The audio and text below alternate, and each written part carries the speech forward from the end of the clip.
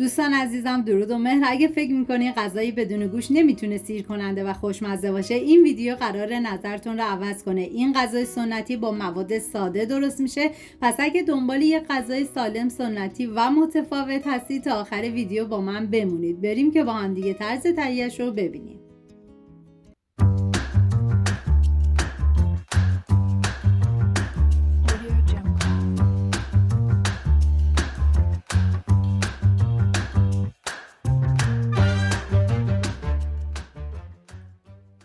150 گرم لوبیا چشم بلبلی معادل 1 لیوان از چند ساعت قبل خیس کنید و بعد بریزید داخل قابلمه. مقداری آب بهش اضافه کنید. زمان بدید تا لوبیا حالت نیم پز بشه. این غذا برای 5 نفر در نظر گرفته شده. شما به اساس تعداد نفرات مواد کم یا زیاد کنید. 2 عدد بادمجون پوستش رو بگیرید، به صورت حلقه‌ای برش بزنید و بعد به هر روشی که راحت هستید باید تلخی بادمجون رو بگیرید. من ریختم داخل یه ظرف، مقداری آب و نمک بهش اضافه میکنم. زمان میدم به مدت 20 دقیقه. بعد از 20 دقیقه از آب نمک خارج میکنم و بادمجون رو خشک میکنم. 1 عدد پیاز رو به صورت نگینی ریز میکنم. من اندازه ها رو هم در طول ویدیو میگم، هم داخل دیسکریپشن نوشتم. داخل قابلمه مقداری روغن کنجد میریزم و بعد از داغ شدن پیاز ریز شده رو بهش اضافه میکنم. هم میزنم و میذارم تا پیاز سرخ بشه. ادویه های این غذا شامل نمک، فلفل سیاه و دارچین هستش. هم میزنم و میذارم ادویه ها تب بخورن، عطر ادویه ها آزاد بشه.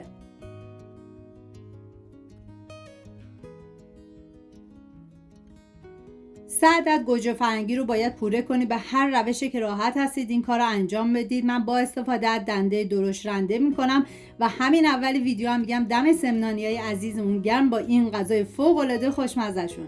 گوجه فرنگی پوره شده رو میریزم داخل قابلمه، هم میزنم تا همه مواد با هم دیگه مخلوط بشن. واقعا یه غذای عالی و فوق العاده خوشمزه.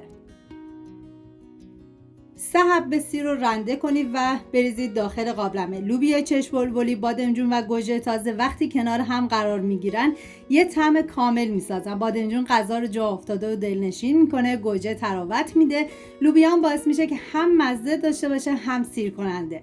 لوبیا چشم بلبلی وقتی که نیم پز شد میریزم داخل قابلمه، هم میزنم تا همه مواد با هم دیگه مخلوط بشن.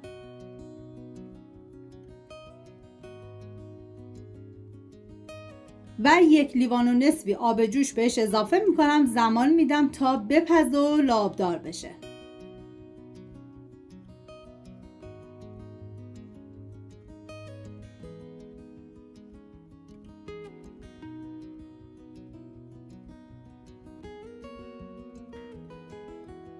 بادمجون این غذا رو باید سرخ کنیم. من برای اینکه از روغن کمتری استفاده بکنم گذاشتم داخل ایرفرایر و چند اسپری روغن میذارم با دمای 180 درجه به مدت 27 دقیقه. شما اگه ایرفرایر نداشتید داخل تاب روغن بریزید و بادمجونا رو سرخ کنید.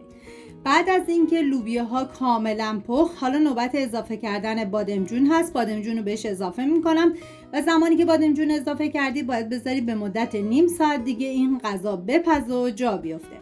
یه هم میزنم و برای این غذا چاشنی اصلیش آبغوره هستش که من از آب نارنج استفاده کردم، فرقی نمیکنه، ولی شما اگه آبغوره داشتین از آبغوره استفاده بکنید.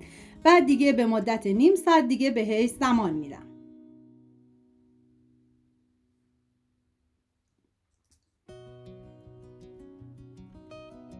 این هم از قلیه بادمجون سمنانی، یه غذای سنتی بدون گوشت و پر از طعم. اگه دوست داشتین و امتحان کردید خوشحال میشم نظرتون رو برام بنویسید.